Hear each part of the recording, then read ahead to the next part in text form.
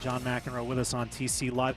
Yeah, we were just talking about it. You have some pretty pleasant family memories here in Chicago. Pleasant for me. Well, not so. To remind people about 91. 91 was the last tournament I ever won in the ATP Tour. That was number 77, so that was special. I didn't think it was going to be my last one, by the way.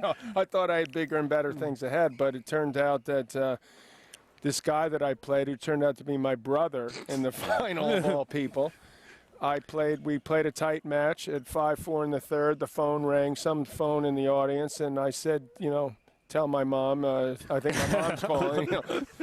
So it was a nice way to go out, as it turned out, that I could beat little bro.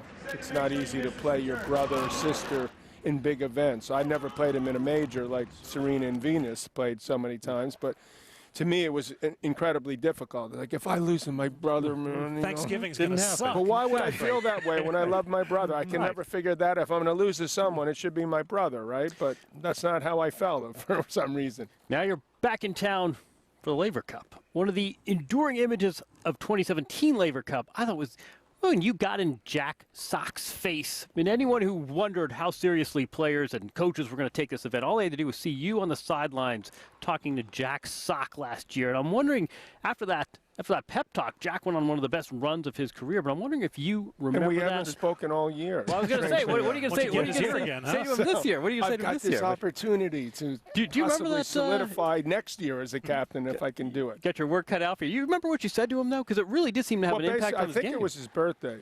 So, I made him sort of say, hey, happy birthday. First of all, you're 25 years old, but this is the time in your life where I think it's time you really got to take a good hard look at yourself and decide, how much you want to put into this and what type of dedication and effort you're going to make. Because I didn't realize, actually, until I was around Jack more, how talented he is in terms of the physical part of it, how quick he is. And there is some top 10 talent there, I felt. And so you hate to see anyone, but particularly people that you're coaching and trying to win, not be able to live up to that potential. So that was something that, if I had that tiny little bit to do with it, that would make me very proud, that because he did end up, going on. Of all people, he plays Kyle Edmund tomorrow.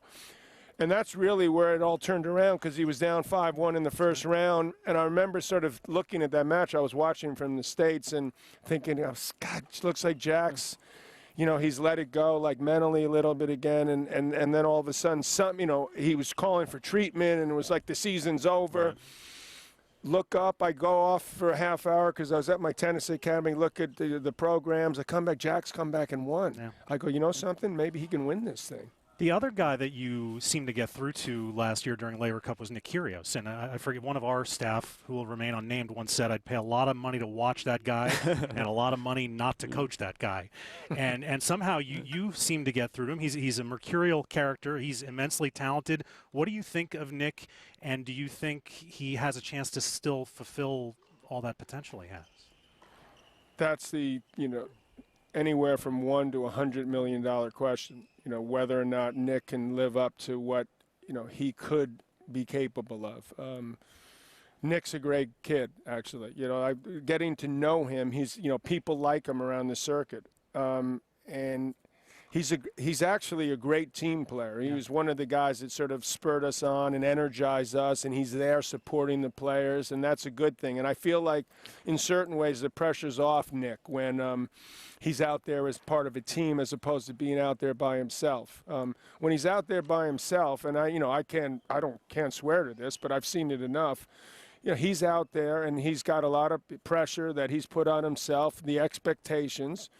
And to me, oftentimes, there's this fear of failure, that if you go out and I'm a believer in it's better to try and fail than not try at all. And it's difficult. I think when you're out there by yourself, people lose sight of how difficult it is to go out there and give it your best, and maybe you come up short, and then you think of yourself as a loser and infiltrates you what happens off the court. And so at times Nick has not competed because he's afraid maybe to lay it all out and come up short. So my goal with Nick would be to sort of not only I think this week is less of a problem because I think he's going to go guns blazing, and I mean, it doesn't necessarily mean he's going to beat a Roger Federer or Novak Djokovic. Those guys aren't bad, right? I hear you. Those are pretty good players. Whoever he plays is going to be difficult. But, you know, down the road, it would be nice to see any player live up to his potential.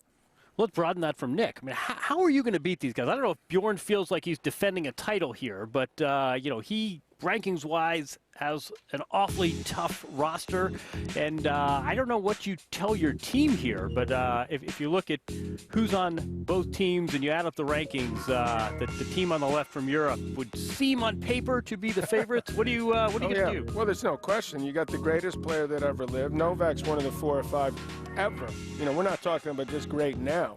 We're talking about all-time great. So if you look at our group, we've got the first 2 guys are players that can take the racket out of your hand, whoever they are. And this is not a format where you're playing in the heat at the Open, best of 5. You know, this is a situation that I think helps a player like that and would make more unsettling for a top player to have to play someone like that. So that's, to me, where you can – and Nick is the same type of player. I mean, you saw it last year and what he can do at times when he plays the Roger, Novak, and he can rise to the occasion and play incredible tennis. Now, as far as the other matches, you're talking about players that, despite the fact that they may have top 10 rankings or close to it, some of them are struggling with the confidence and belief. And you've got guys, for example, Diego Schwartzman, who doesn't love this guy, you know, all-time competitor against Goffin. They're both very similar styles. They've played extremely close matches over the recently, in particular.